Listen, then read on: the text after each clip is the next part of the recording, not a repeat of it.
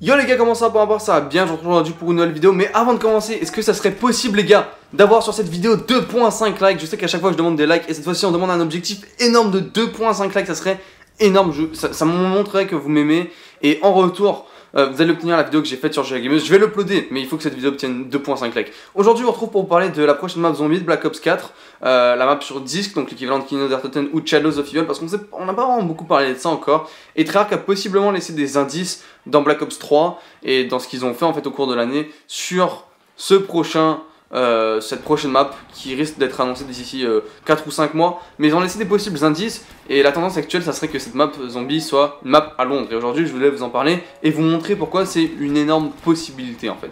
Donc à l'exception de Mob of the Dead Remaster, on sait pas grand chose sur le prochain zombie. Et finalement on a peut-être des informations laissées dans Black Ops 3 parce qu'il y a énormément de choses en fait qu'on devrait regarder plus parce qu'il y a des indications là-dessus. Donc juste pour que vous compreniez le contexte en fait, Der Eisendrache, donc DLC 1 de Black Ops 3, cette map zombie dans le château, pour ceux qui se rappellent pas, il y a un historique dedans super bizarre, trouvé par Glitching Queen, super obscur, on n'avait aucune idée ça servait à quoi. En gros quand vous débloquez la ventouse, ok, pour déboucher les toilettes, si vous allez frapper dans la salle où est-ce qu'il y a Speed Cola, donc des ordinateurs, il y aura un journal, si vous tapez dessus, ce journal va changer, ok. C'est un journal qui initialement dit que il y a à Londres une parade, et puis si vous tapez dessus ça dit qu'il y a des zombies qui ont apparu dans la parade, et ensuite ça dit qu'il y a une pandémie où est-ce que les zombies se sont propagés, et que tout le monde est devenu des zombies à Londres. Et c'est pas ça vraiment qui est intéressant en fait, qui nous dit, enfin c'est pas ça qui est l'indication comme quoi la prochaine map zombie va être à Londres. C'est surtout que là initialement on s'est dit quand on a vu ça, on savait pas à quoi ça servait, c'était quelque chose possiblement qui allait être un indice pour le DLC 4 qui était Revelations. Mais au final ça l'a pas été et cette histoire a été totalement oubliée. Puis Zombies Chronicles est sorti et Jason Blundell a dit que chaque easter egg qui allait être mis dans Zombies Chronicles allait être important parce qu'il y allait avoir quelques nouveaux easter eggs, entre autres justement Verrucht qui est remaster et qui a quelques easter eggs avec ses musiques qui sont changées avec les musiques de Mob of the Dead, mais aussi avec entre autres les personnages de Mob of the Dead qui sont en poupée et les zombies de Mob of the Dead qui sont en poupée sur la map. Donc à partir de ce moment là on s'est dit que c'est étrange, il y a un truc de Mob of the Dead sur Verrucht, ok, Mob va être remaster, en plus de Blundell qui a dit que Mob va être remaster, on avait cette easter egg, ok.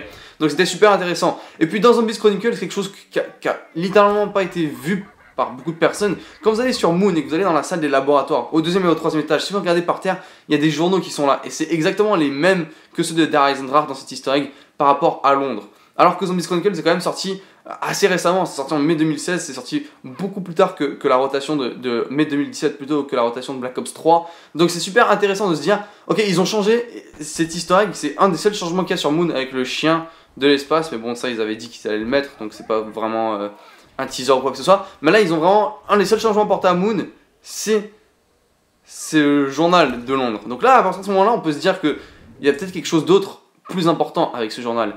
Mais devinez quoi? Il y a une BD zombie que Treyarch sortait, je pense que vous vous en rappelez tous, et en septembre ou en août, ils ont sorti leur dernière BD, et à la fin, vous savez tous qu'il y a un écran de chargement d'une map, donc ils avaient fait Nuketown, ils avaient fait d'autres maps, et là ils avaient fait Mob of the Dead Remaster comme écran de chargement, et c'était intéressant initialement, sauf que derrière cet écran de chargement Mob of the Dead, il y a un petit bout de page de journal qui est exactement le même que celui à Londres, c'est exactement la même police, et c'est écrit la même chose parade à Londres.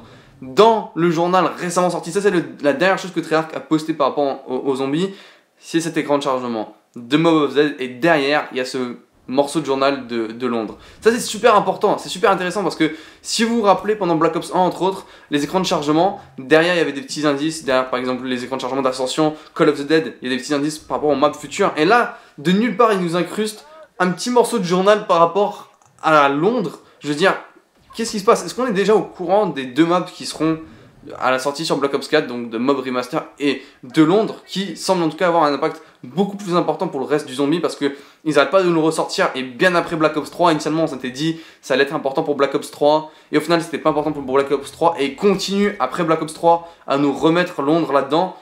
J'ai vraiment l'envie de me dire que c'est un historique beaucoup plus gros, et que même ça serait possiblement le premier teaser ou indice par rapport au prochain jeu. Les gars, j'espère que vous avez aimé la vidéo, merci d'avoir regardé, je vous dis ciao bas les gars, et je vous retrouve vite pour d'autres vidéos. Peace.